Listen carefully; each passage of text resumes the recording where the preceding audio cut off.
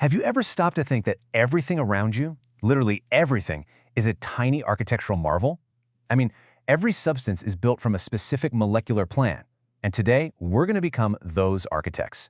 We're going to figure out exactly how those plans create the world we see. So, to get us started, let me ask you something. Picture a diamond, the hardest gem you can imagine. Now think about the soft gray stuff inside a pencil. What on earth could they possibly have in common? Believe it or not, their core ingredient is exactly the same. A diamond and the graphite in a pencil, they're both made of nothing but pure carbon atoms. And that, right there, is the real mystery we're diving into. If they're built from the exact same Lego brick, how is one the hardest substance known to man, while the other is so soft it just flakes off onto paper? Well, the answer is all in the architecture. It's about how those carbon atoms are connected. Okay, so to understand that 3D structure, we have to start where every single architect does, with the flat 2D blueprint. For a chemist, this is always step one for visualizing a molecule. And that blueprint? It's called a Lewis structure. It's a really simple but super powerful diagram. It just shows us which atoms are connected to which, and this is the important part, where all the outermost electrons are hanging out. This flat plan is the foundation for absolutely everything that follows. Now, on this blueprint, we see two kinds of electron arrangements. You've got your bonded pairs. Those are the electrons being shared. Think of them like the structural walls holding the whole thing together. But then you have lone pairs. These are the electrons just sitting on a single atom, not doing any bonding. And you got to watch out for these guys, because as we're about to see, these lone pairs are the secret architects that have a massive say in the final design. So let's see how we go from that 2D blueprint to a real 3D model. This is where things get really cool, because there's one incredibly simple rule that dictates the shape of pretty much every molecule out there. It's called VSEPR theory, which, is a mouthful. But the idea behind it is so simple it's almost funny. It just says that all these groups of electrons, whether they're in bonds or they're lone pairs, are negatively charged. And what do negative charges do? They repel each other. They will literally push and shove each other until they are as far apart as they can possibly get. That's the whole theory. And here's how that simple rule plays out in the real world. Take carbon dioxide. It has two electron groups around the center, so they just push to opposite sides. Boom, you get a straight line. But water's different. The oxygen in the middle has four groups pushing around, two bonds to hydrogen, and two of those secret architect lone pairs. They all push away from each other, but since we only see the atoms, the shape we get is bent. Those invisible lone pairs are actually super pushy, squeezing the hydrogen atoms closer together than they'd otherwise be.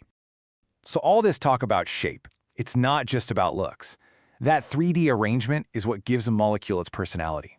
It determines whether or not it has a kind of magnetic character, which chemists call polarity.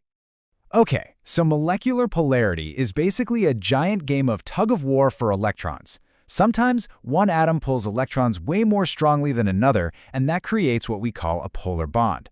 But for the entire molecule to be polar, that tug-of-war has to be unbalanced, and that requires an asymmetrical shape. Right, so it all comes down to one thing: symmetry.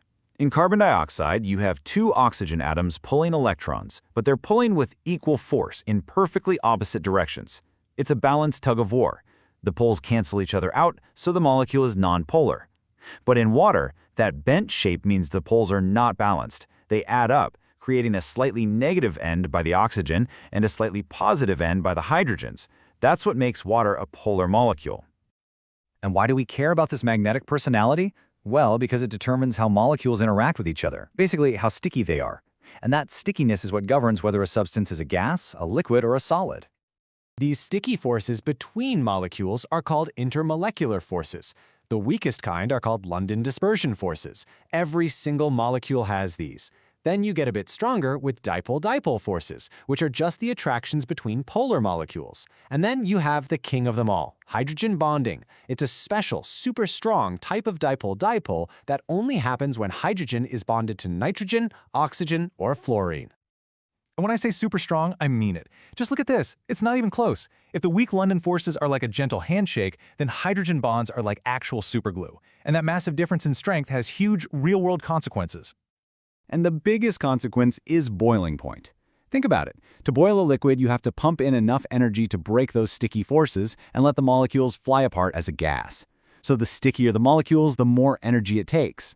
It's why water, with its powerful hydrogen bond superglue, is a liquid at room temperature, while something like methane, which is about the same size, but only has those weak handshake forces, is a gas. All right, so now we're armed with all this knowledge of blueprints and shapes and molecular stickiness. Let's go back to our original mystery and finally figure out how carbon builds its incredible structures. So when atoms or molecules pack together to make a solid, they can do it in a few different ways. But the one we really care about for our carbon mystery is at the bottom, the covalent network solid. Now this is a whole different ballgame. We're not talking about weak, sticky forces between molecules anymore.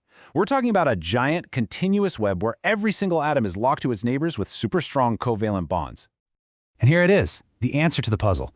In a diamond, every single carbon atom is bonded to 4 other carbons in that perfect, incredibly strong tetrahedral shape.